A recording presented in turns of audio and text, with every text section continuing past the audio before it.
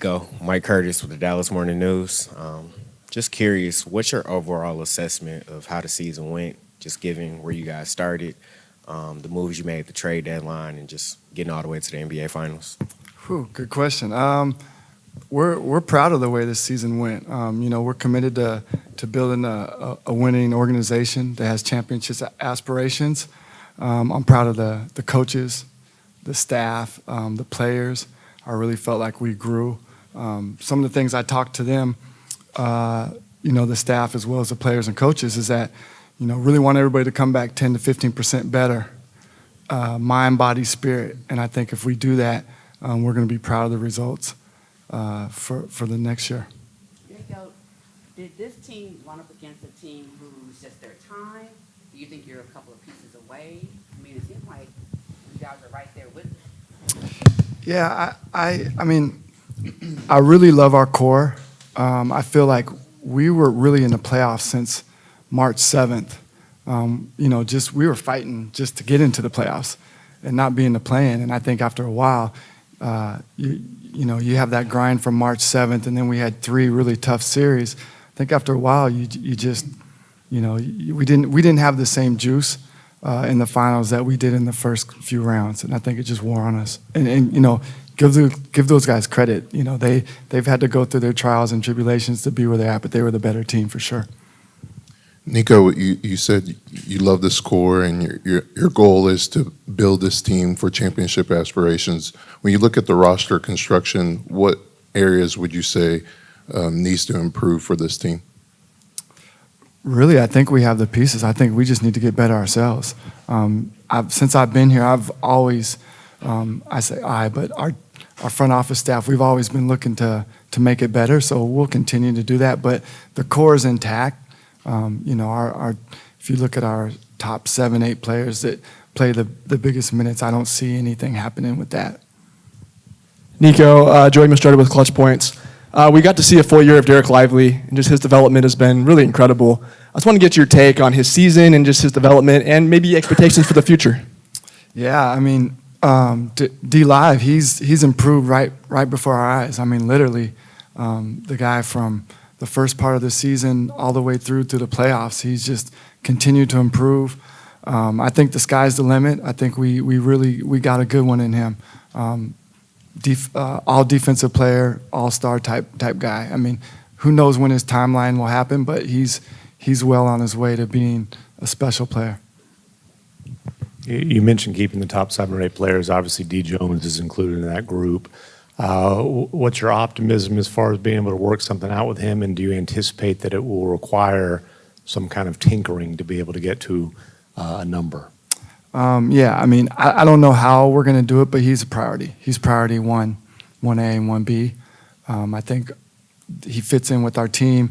He loves it here. We have to figure out, obviously, the dynamics to get him to stay. But, yeah, that's a priority, and we'll do what we have to do to get it done.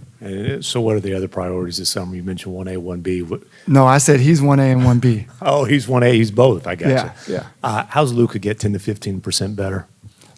Easy. I think, if you look at Luka, one, we're not where we're at without Luka. I think that's important to point out. And we also won't be able to get where we want to go without the best version of Luka.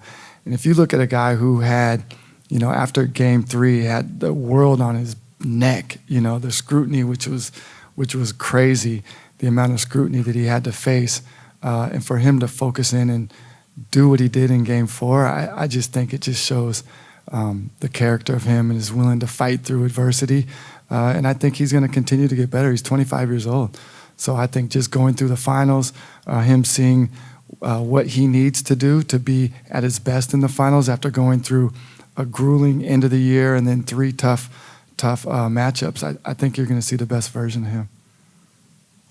Nico, back to Derek Lively and looking ahead at his career, and you said, sky's the limit for him. What is next, do you think, in terms of what you'd like to see from him in his development, and how do you guys go about helping him have a plan for his first NBA offseason? Well, one, I think he needs to rest. One of the things Michael Finley pointed out to me in my first year, like they always talk about the rookie wall, it's not really that rookies hit a wall, but they go from college straight to workouts for the NBA combine, and so they actually don't rest, And so if you take a rookie like him, went straight from college to work out for all these teams, to get drafted, playing summer league. They go through their whole first year and they don't rest, and then you take him playing huge minutes all the way into the finals. So the first thing for him is just rest. But his maturation, the way he talks on the court, his resiliency, all the stuff he's gone through on and off the court, and still being able to play at a high level, like he's gonna get better. I think, obviously the defense, what he did in the playoffs was amazing. Being able to switch off some of the best guards in the league and really contain them. The way he can block shots, finish at the rim. You all seen his shoot a three-pointer. He can do that. He's not gonna be a pick and pop guy, but eventually he has the skill to do it. But for our team, that's not what we're gonna ask him to do. He's really good in the short roll. He can even get better in that. He can pass from both sides of the floor. So I think he's just gonna continue to get better. If they guard a little guy on him, being able to post up, and us having the confidence to throw it in and him finishing, which I think he can do. So I think there's a lot of room for him to grow, and he'll do it. Nico, from over here in the back, from a year prior to missing the play-in and knowing how that offseason was, and then this year obviously making the NBA Finals, how do you expect the offseason for yourself and the players to kind of be different coming off an NBA Finals mentality-wise and just everything that goes into that? I think everybody's, once you get a taste of winning, I like to believe that everybody's going to be focused like we are to getting back there. And so that's why I talk about everybody coming back 10 to 15% better. I tell the staff the same thing. The staff needs to come back 10 to 15% better, and that's mind, body, and spirit. And I think, when you play this long, it wears on everybody. Even though you're winning, it's a grind. And so people need to take time off, kind of fill their cup back up, and get mentally prepared for a long season. Nico, kind of a multifaceted Luka question. Obviously, in the middle of a playoffs, it's not in a team's best interest to be specific about how much a player is hurting and where he's hurting. What can you tell us about the extent that he was hurting? Will he require any kind of off-season procedures? And has a decision been made about whether he'll play with Slovenia in the next week or so? Yeah, I mean, you guys all know Luka, and you see the way he moves. Like, he was hurting, but he's a warrior. He's going to fight through all those injuries. That's just who he is. He loves to play. But yeah, he's multiple injuries throughout his body. That's evident, and you could see the way he's walking and running. But again, he's a warrior, so he's going to fight through it. In terms of playing for the national team, I think that's probably one of his biggest joys. So I think as long as he can walk, he's probably going to go out there and play for them. That would be my expectation. Nico, you mentioned the staff coming back 10 to 15% better. Obviously, the reports with Jared Dudley and Sean Sweeney getting interest from other teams. I think it's expected from a finals run, but I guess how do you balance letting them pursue those type of opportunities while trying to maintain them on your staff? Yeah, I mean, for both of those guys, we love both of them. We respect them. They've been valuable to getting us to where we're at, but at the same time, it's about people. And our goal is to develop players and staff, and so if opportunities present themselves, we're going to support them. But they know how much we want them back. But it's about growth. Like, you can't hamstring players from staff from growing. So we're going to support them, but we do want them back, and we're hopeful that they'll be back. Nico, when you talk about Nico, when you talk about the 15% better, where do you see that for PJ Washington, another player who's 25, part of the score going forward? Yeah, I mean, I go back to, I probably should have said this from opening, but we really, to get to where we were, we relied on 4 players who had little to no playoff experience: Lively, Gafford, Derrick Jones Jr., and PJ. So those 4 players, who y'all know played huge minutes for us, were a big part of our team, had little to no playoff experience. And so just think about what they've learned, and then how do they come back and incorporate that in their game from the start, I think is going to be huge. PJ specifically, I think he can add a few more points a game. taking the ball off the rim and pushing it, posting up smaller players, shooting a little higher percentage from the three-point line, penetrating when they run him off the line. I think he can add a few more points a game. So he's going to, like, he's poised to continue to get better. But I really think just the experience all four of those players got in the playoffs is going to carry them into next season. And then as a front office, I'm curious, when you kind of assess how the postseason went, how do you assess a series like Boston? Boston is, I think, a team that makes it difficult on a lot of players. The PJ, the Derricks, they were better earlier in the postseason. How do you look at that series and say, yes, that's both the level that you as a team want to get to, but also that's a unique matchup that maybe doesn't show the true test of, the true ability of some of these players who might have struggled a little bit more than they did in previous rounds?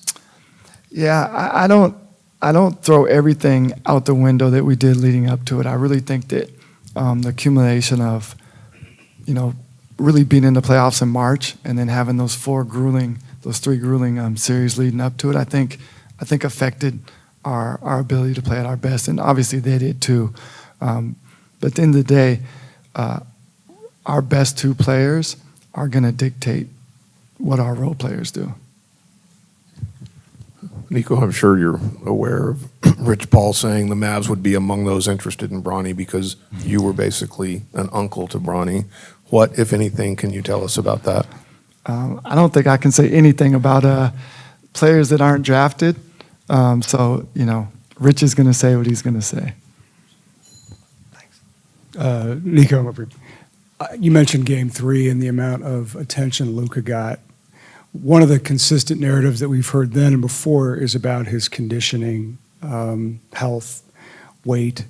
It's all from media members. As he gets ready for another season and now even this summer, is that a priority, or do you think that is something that is needs to be addressed for him moving forward? Yeah, I think one of the things that you'll see is that with all the scrutiny, how he bounced back with Game 4, he's going to be reflective of how does he get to his best, how does he get 10 to 15% better, and I think you'll see him coming back ready to address those issues. How would you describe the way your working relationship with Patrick Dumont operates in terms of, trade deadline, draft, whatever business you guys are operating from a roster perspective this summer? How do I see it happening? Yeah, how does that dynamic with you and Patrick work? It's going to be great. I mean, Patrick is, he's kind of similar to what I've been used to in corporate America. He runs a huge company. He's a CEO of, I think they probably have like 35,000 people. So he's very much, he's not emotional. He's more like strategic. He's not going to be in the weeds. But yeah, we're going to be fine. We're going to have a great relationship. We already do. I see it working very well. Nico, you throughout the playoffs, the consistent production from the offensive production from the bench was kind of lacking. If the 7 or 8 guys are pretty much in place, where is that improvement going to come from there? Well, I disagree with that. I think our playoff production from our benches was really good. That's why we won those 3 series leading up to it. I think every game there was another guy that popped. You didn't see that in the finals, but if you go back, the Clippers series, OKC series, the Minnesota series, every game one of our bench guys rose to the occasion. So I don't really agree with that. Now it didn't happen in the finals, but our team just didn't play that good in the finals either, including our best players. So it's tough when we're not playing good as a team to expect the guys on the bench to come out and all of a sudden they're going to play miraculously. Nico, you've kind of touched on it before, but Celtics seem to be poised for another run, and let's say it's the same teams that match up next year, hypothetically. What gives you confidence that the Mavericks would be different or better suited besides just one playoff run to get over that hump? Well, I think the biggest thing is experience. I said this earlier, we had 4 guys who had little to no playoff experience at all. So I think those 4 are all going to be better prepared. And then also the rest of the team just actually being to the finals and now knowing what it takes to get there and not just get there, but also having enough energy to be at their best. Nico, I have a question about the guards. We know a lot about Luka. First of all, what did you learn about Kyrie kind of off the court, things that maybe some of us weren't able to see? And then for a guy like Jaden Hardy, how have you seen his development and kind of where he falls into the rotation and where you see him and his growth points this offseason? Yeah, Jaden, big time growth. When he first came in here, I think he was a scorer. Everybody knew he could score, but now he can, he can see the passes to the corner. He can throw lobs. He's really developed. His three-point shot is really solid. So I think he's going to continue to develop as he progresses. But he's been great, and he'll continue to be better. In terms of Kyrie, I've known him since he was 16, so there's really not much that I didn't know about him. But I think the things that you guys probably all saw about him is what a great teammate he is and leader. And so it was great that people that are outside of his circle could actually see the type of person he is and the type of leader he is. And I think that's kind of been documented a lot lately. So heading into the offseason, do you see this core staying intact? Do you still see, because last summer we're still a few pieces away. Do you think you have all of the pieces, or is still room to add? Or is this an internal development deal where you just need guys to play better and develop for next season? Yeah, I think it's both. I think like I said earlier, our core, call it the seven, 8 guys that play the most. I don't see much changing out of that. But we're always going to try to get better. That's just the nature of our job.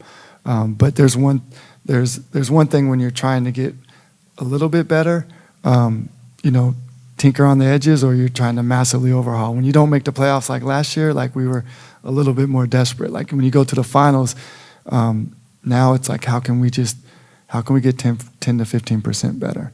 I don't think it's a major swing. Nico, right here.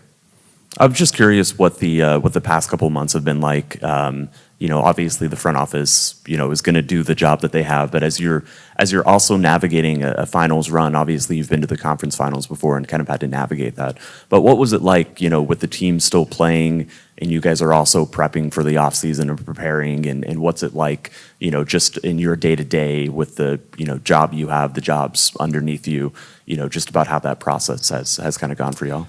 It's been a lot, but that's like the good problems, right? Everybody wants to have those type of problems, so we accept them. It's also about leadership and delegation. We have a huge front office. We have a bunch of scouts. It's really trusting in what they do and their ability. I don't have to be at every workout. We have a workout right now, but we have a great front office staff. They'll give me all the notes, and it'll be like I'm actually there. So it's really about delegation and trusting the staff that we have in place, and they've been great. So. Again, it's a little more work. Got to watch a little more film, but good problems to have. It doesn't sound like you're planning to spend a bunch of money in the offseason, and there would be salary cap constraints anyway. I'm just curious. We're going to spend all the money we have in offseason. Well, that gets to the question that with new ownership, with the Adelson and Dumont families, what's your sense of their commitment to spending what would be necessary on the player salary front to go where the franchise wants to go? Yeah, I don't think money's going to be an object. I think it's doing it the right way, bringing in people with good character. The money is not going to be the limiting factor. They want to win. We're going to be smart about it, though. But I don't expect we're not having money conversations. I'm curious your thoughts on with how the finals went and three-point shooting being such a big part of it. What are your thoughts on like the three-point volume that the team has gotten, and what are your thoughts on the shooting development? What's most important for an organization heading into an off-season for shooting development? Just continue to shoot. I think we got good shooting coaches. We got good development coaches. Again, you don't want to boil the whole season down to how the finals ended, even though it was a disappointment. You have to kind of rise above that and look at the totality of the whole season. Look at the, I like to say from March 7th on, we were in the playoffs. Look at the other series. We shot the ball fine. Can we get better? Yes. Will we get better? Yes. But I just don't want to look at the finals as the disappointment from that, and now it's like, oh my gosh, we're doomed. Like you gotta pull up from that and kind of look at the whole season, and that's what we're doing.